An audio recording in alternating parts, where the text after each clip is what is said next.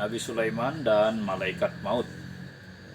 Suatu hari seorang bangsawan tergopoh-gopoh memasuki balairung Raja Sulaiman. Wajahnya menampakkan ketakutan luar biasa, seolah-olah dia baru saja bersua sang malaikat pencabut nyawa. Dan memang benar, demikianlah adanya. Wajah pria itu pucat akibat kesedihan yang mendalam. Bibirnya yang gemetaran membiru karena ketakutan. Lututnya gemetar hebat sehingga kalau bukan karena tampang tersiksa pria malang itu, tentu para penggawa Sulaiman menduga bahwa dia terlalu banyak menenggak anggur Sirazi dan melemparkannya ke balairung dengan kepalanya lebih dulu.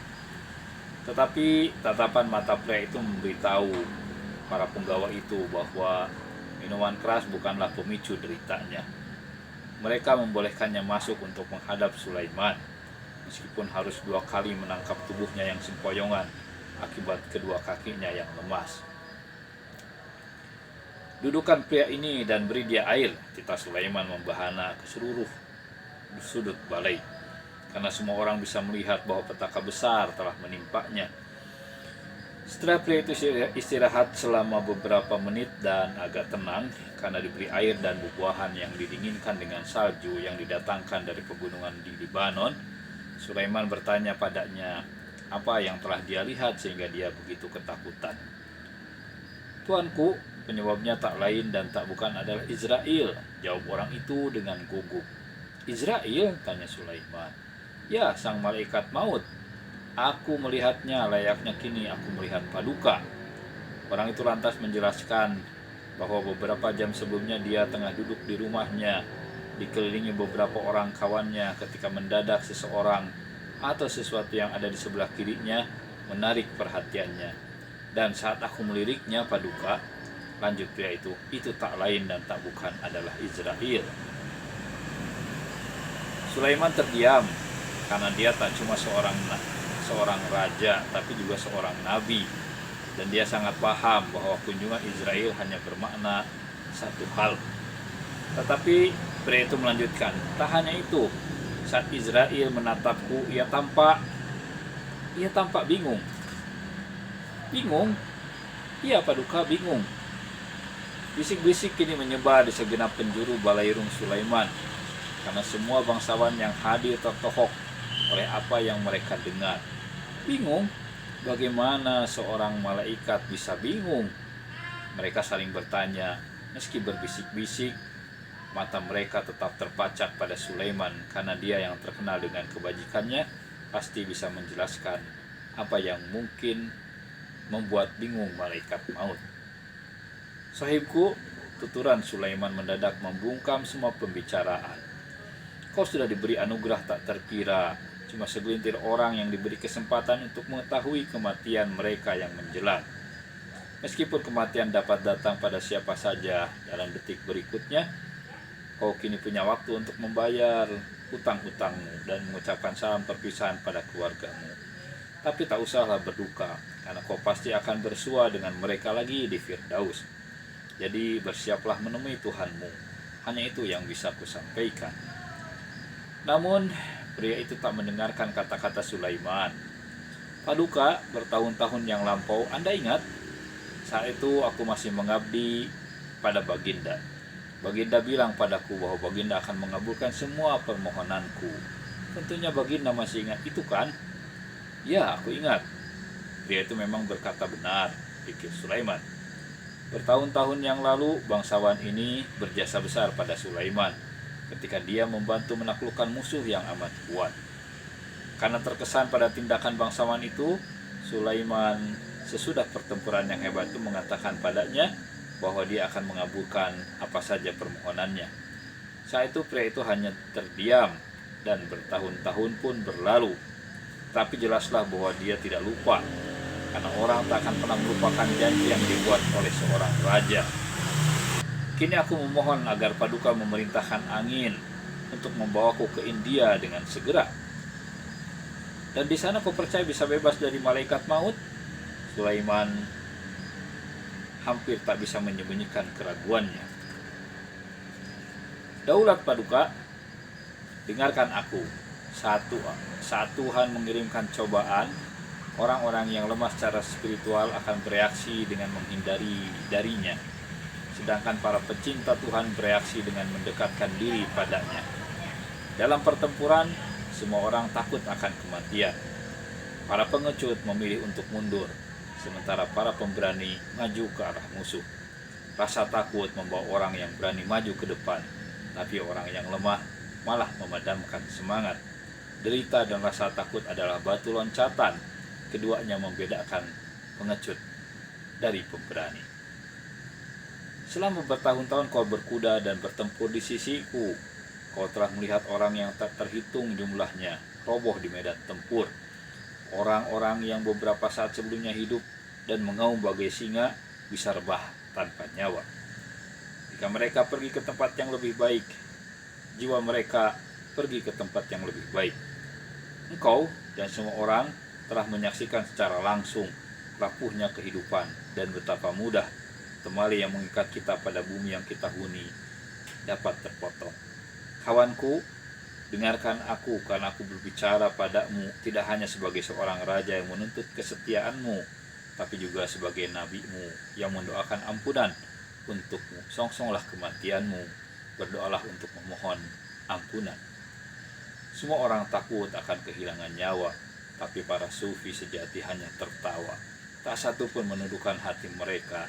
Apa yang menyerang kulit tiram tidaklah melukai mutiara.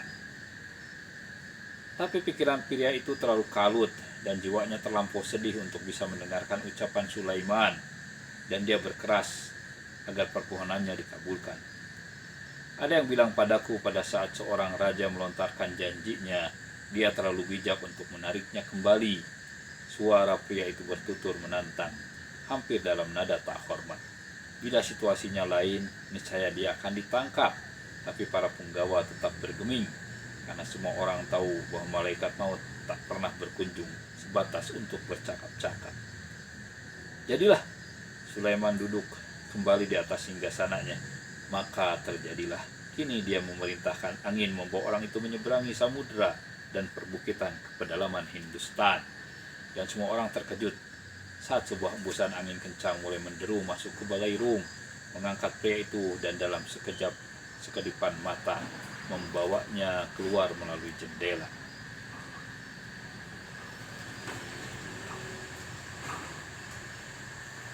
Kemudian saat sedang sendiri, Sulaiman memanggil Israel untuk datang. Nabi Sulaiman mengucapkan salam kepada sang malaikat pencabut nyawa, lalu bercerita padanya tentang pria yang dengan bodoh mencoba untuk mengelak dari takdirnya. Beri aku satu hal, pintanya kepada Israel.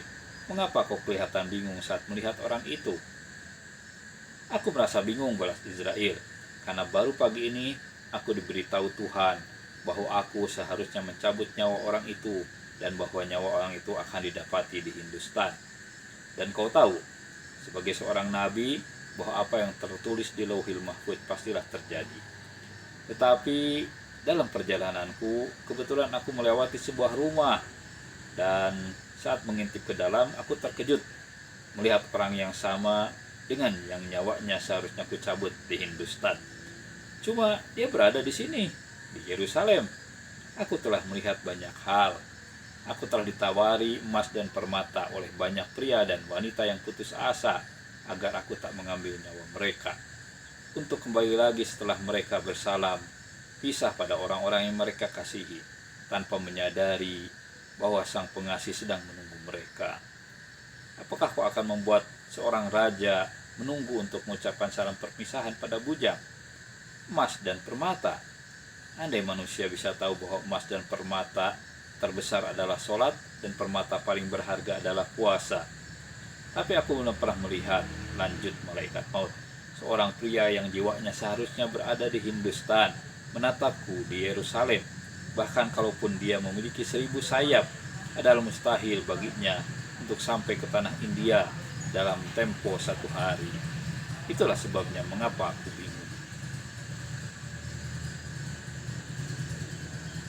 Tak usah bingung lagi, tukas Sulaiman, karena apa yang termaktub niscaya bakalan terjadi. Jiwa yang kau cari memang ada di Hindustan. Saat kita masuk kehidupan ini, saat itulah kematian kita diputuskan. Begitu penjelasan Rumi. Ada di Hindustan atau di Yerusalem, dalam beberapa menit atau dalam berapa ratusan tahun, tak seorang pun bisa lari menghindari takdir. Apa yang sudah diputuskan akan terjadi. Titik. Tak ada lagi yang lebih pasti dalam kehidupan ketimbang kematian. Kalau kematian sudah merupakan kepastian bagi manusia, maka begitu juga dengan perjumpaan dengan Allah di hari kiamat. Kita diturunkan ke bumi ini hanya untuk satu tujuan, menyembah Allah dengan sepenuh hati, sepenuh akal dan sepenuh jiwa. Kalau kita lakukan ini, maka daya tarik dunia, tak peduli betapapun pesonanya, tak akan mengalihkan perhatian kita dari tujuan itu. Itulah yang dikatakan Nabi Muhammad Shallallahu Alaihi Wasallam ketika mendorong para sahabat untuk matilah sebelum kau mati. Kematian kedua diikuti oleh hari pengadilan. Lalu bagi orang yang dirahmati oleh Firdaus.